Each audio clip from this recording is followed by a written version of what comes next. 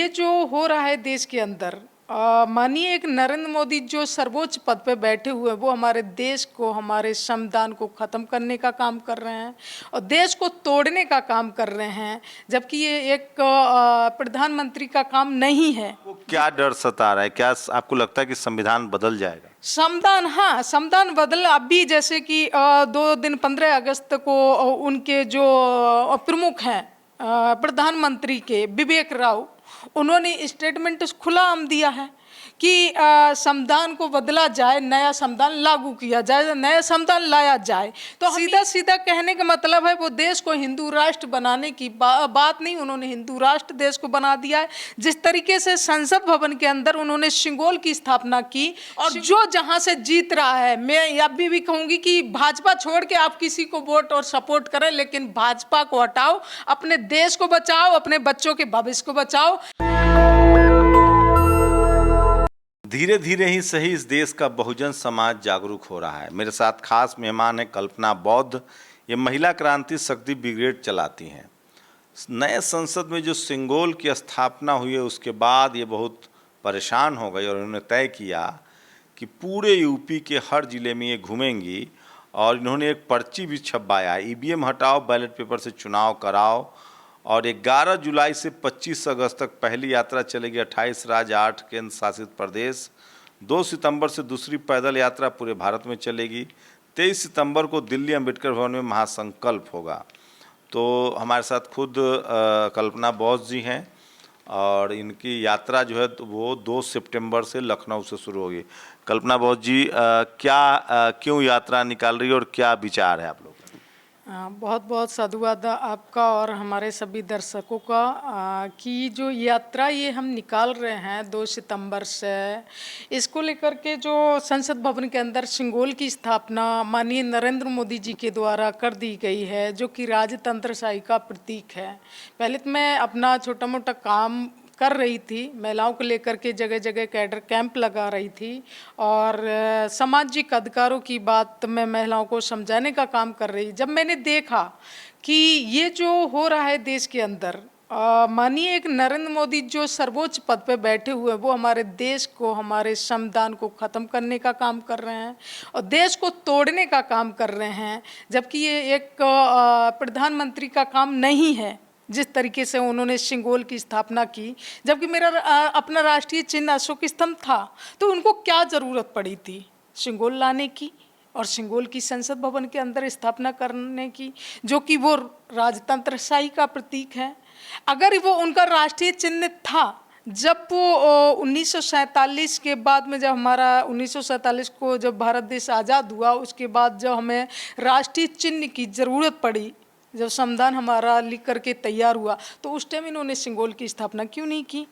क्यों नहीं उन्होंने तो आपको क्या डर सता रहा है? क्या आपको लगता है कि संविधान बदल जाएगा? संविधान, हाँ, संविधान बदल। अभी जैसे कि 2 दिन 15 अगस्त को उनके जो प्रमुख हैं प्रधानमंत्री के विवेक राव, उन्होंने स्टेटमेंट खुला आम दिया है कि संविधान को बदला जाए, नया संविधान लागू किया जाए, नया संविधान लाया जाए। तो हम ये जानना चाहते हैं नरेंद्र मोदी से कि नरेंद्र मोदी की बिना सहमति से क्या वो बोल सकते हैं, जबकि ये संविधान के खिलाफ है और देश को तोड़ने के लिए उन्होंने बात की है, संविधान को बदलने की बात कर रहे हैं, तो संविधान का उल्लंघन कर रहे हैं। सीधा सीधा कहने का मतलब है वो देश को हिंदू राष्ट्र बनाने की बात नहीं, उन्होंने हिंदू राष्ट्र देश को बना दिया है।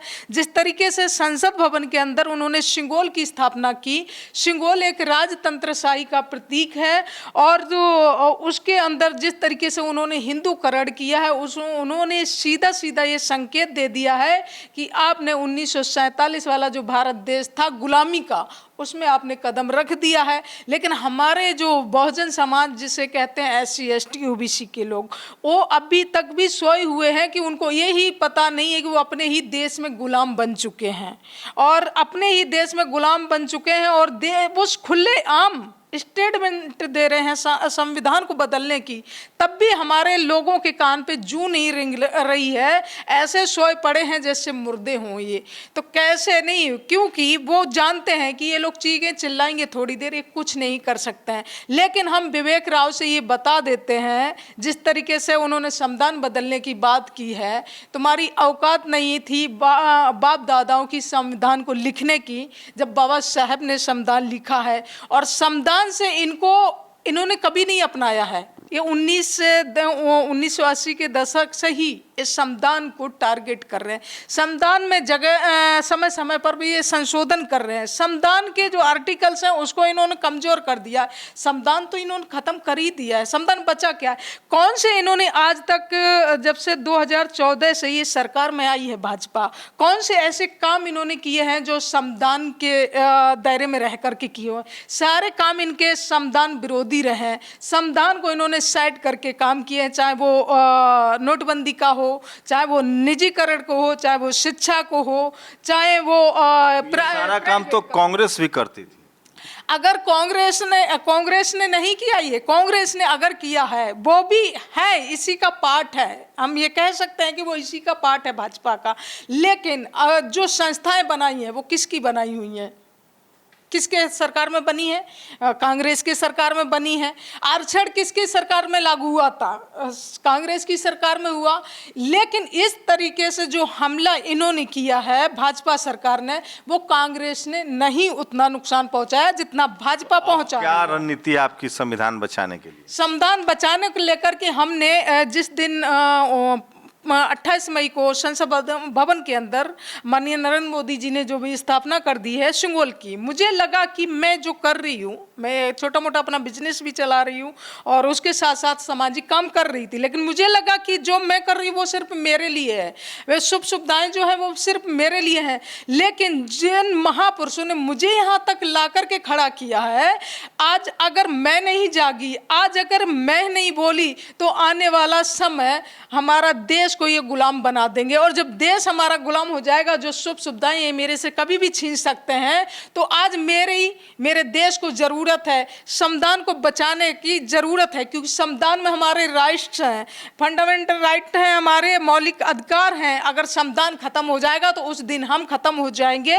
और ये पूरा भारत देश गुलाम बना देंगे ये लोग। और इनका पूरा ये षड्यंत्र चल रहा है। इस षड्यंत्र को समझते हुए मैंने ये बेड़ा उठाया है कि मैं पूरे भारत के अंदर पैदल यात्रा का आंदोलन करेंगे। और 28 उस मई से लेकर के और आज तक मैं हर स्टेट में अलग अलग जा करके लोगों से मिल रही हूं और समर्थन की अपील कर रही हूं कि ये भारत देश आपका है और आपके देश में आपको गुलाम बनाया जा रहा है। और आज वक्त है, मैं अभी भी अपील कर रही हूं अपने देशवासियों से और SC ST OBC के लोगों से कि जिस तरीके से वो खुलेआम, और वो भी ये प्रधानमंत्री की सहमति से, विवेक राव इस चीज का स्टेटमेंट दे रहा है संविधान को बदलने की, जबकि उस पर मुकदमा दर्ज होना चाहिए, उसको तो जेल में डालना चाहिए। उसने देशद्रोही का काम किया है, संविधान को खत्म करने की बात कर रहा है। तो मैं आज भी अपने सभी लोगों से अपील करती हूँ कि अभी भी मौका है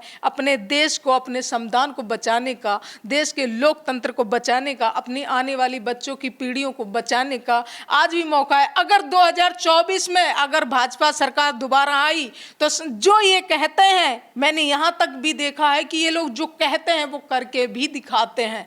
हमारे लोगों को लगता है वो कहते हैं वो कुछ कर नहीं पाते हैं, लेकिन ये बहुत बड़े लेवल पे इनका षड्यंत्र चलता है। इनका जब इनके पास कोई चारा नहीं होता है, आप उसमें उलझाने, कभी हिंदू मुस्लिम के नाम पे उलझा देंगे।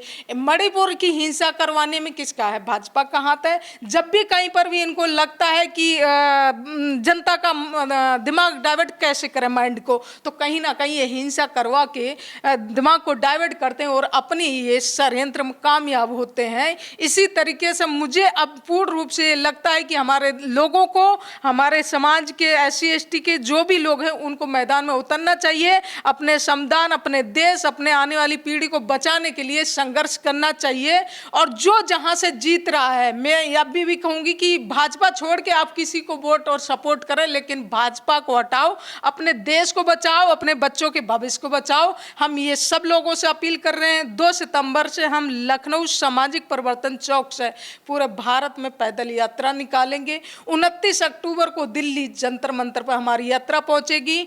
75 स्टेट हैं यूपी के, वो पूरे कवर करेंगे। जिला हाँ जिला, सॉरी 75 जिले हैं यूपी के, वो कवर करेंगे। और 5 स्टेट जो दिल्ली के बॉर्डर के हैं वो कवर करते हुए 29 अक्टूबर को दिल्ली जंतर मंतर पर पहुंचेंगे। नई संसद का इन्होंने जो पुरानी संसद में क्या कमी थी, पुरानी संसद तो थी, लेकिन ये इनको पता था कि अगर हम पुरानी संसद में कुछ भी छेड़छाड़ करेंगे या बाबा साहेब की प्रतिमा हटाएंगे या संविधान के साथ कुछ छेड़छाड़ करेंगे तो देश में विद्रोह पैदा हो जाएगा। तो इन्होंने नई संसद बनाई। नई संसद में उन्होंने अपने मन मुताबिक सारी चीज़ें इन्होंने उसके अंदर स्थापित की। सिंगोल की स्थापना की, अशोक स्तंभ हटा दिया। बाबा साहेब जिन्होंने संविधान के निर्माता हैं, जो भारतीय संविधान जिससे हमारा देश चलता है, उन महापुरुष को ये मूर्ति तक नहीं उसमें लगाई है, क्योंकि इन्होंने इसीलिए नई संसद बनाई है कि पुरानी संसद में बाबा साहब की प्रतिमा है, उसमें हटाएंगे तो लोग विद्रोह कर देंगे। इन सब चीज़ों को लेकर के, मुद्दों को लेकर के हम ये यात्रा कर रहे हैं और हमारी यात्रा कंटिन्यू जारी भी है। और 29 अक्टूबर को दिल्ली जंतर मंतर पर अपनी यात्रा पहुंचेगी। वहीं से संसद भवन जो नई संसद बनी है वहां पर हम घेराव करेंगे। ये हमारा आंदोलन का ये है कि सिंगोल जो लगाया है उसको हटाया जाए और जो अशोक स्तंभ की लाट जो हटा दी उसको स्थापित की जाए। बाबा साहेब की प्रतिमा, जो हमारे संविधान के निर्माता हैं बाबा साहब, उनकी प्रतिमा लगाई जाए। और जो शिक्षा महंगी कर दी है और जो गरीब तबके के लोग हैं वो कैसे अपने बच्चों को शिक्षा दे पाएंगे, और जो रोजगार तुमने छीन लिए, नौकरियां छीन ली हैं, तो कैसे वो अरबपति बच्चों की, आपके उद्योगपति के बच्चों के साथ कैसे वो कंपेयर कर पाएंगे। तो शिक्षा समान रूप से एक लागू की जाए और फ्री शिक्षा की जाए। ये हमारे मुद्दे हैं। निजीकरण जो किया है उसको बंद किया जाए, और जो पेंशन का है, जो हमारे कर्मचारी हैं उनकी पेंशन को ख़त्म कर दिया गया है, उनको भी बहाल किया जाए। तो कई ऐसे मुद्दे हैं जिनको लेकर के हम पूरा आंदोलन कर रहे हैं। हम संवैधानिक तरीके से चल रहे हैं, संवैधानिक तरीके से आंदोलन कर रहे हैं। यदि इन्होंने संविधान विरोधी और भी कार्य किया या संविधान पर इन्होंने हमला किया और संविधान को ख़त्म किया तो मुझे जो भी प्रक्रिया, संविधान लागू है ना अभी, तो आप संविधान लागू है, लेकिन इन लागू वो हमारे ऊपर है, वो गरीबों के ऊपर लागू है, उन पे नहीं ये लागू। अभी संविधान पूर्ण रूप से लागू है ही नहीं, इसलिए हमें अगर संविधान को हाथ में लेने की जरूरत पड़ेगी तो मैं ले करके मैं ईंट से ईंट बजा दूंगी। तो ये कल्पना बौद्ध हैं जो 2 सितंबर से पूरे यूपी में पैदल मार्च करने वाली हैं 75 जिला में। फिर कह रहा हूँ 80 सीटें यूपी से आती हैं। अगर यूपी चाहे तो बीजेपी या किसी भी पार्टी को सत्ता से बेदखल कर सकती है। कि इस देश का SC ST OBC किसान कितना आहत है, मर्माहत है।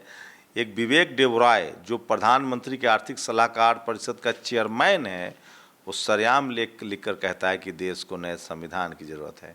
क्या आपको भी लगता है कि संविधान बदल जाएगी, बदल दिया जाएगा? संविधान खतरे में है, लोकतंत्र खतरे में है। अगर ऐसा लगता है तो आप प्रतिक्रिया दें, और क्या आप कल्पना बौद्ध के इस यात्रा से सहमत हैं, असहमत है? अपनी प्रतिक्रिया भी जरूर दें। शुक्रिया हमसे बात। बहुत साधुवाद। शंभू कुमार सिंह, नेशनल दस्तक, दिल्ली। नेशनल दस्तक की आपसे गुजारिश है कि अगर इसको बचाना चाहते हैं तो नेशनल दस्तक को सब्सक्राइब करने के लिए रेड कलर के सब्सक्राइब बटन को दबाएं, फिर बेल आइकन की घंटी दबाएं। नेशनल दस्तक को बचाने के लिए बहुत जरूरी है कि हर खबर को शेयर करें, लाइक करें, कमेंट जरूर करें।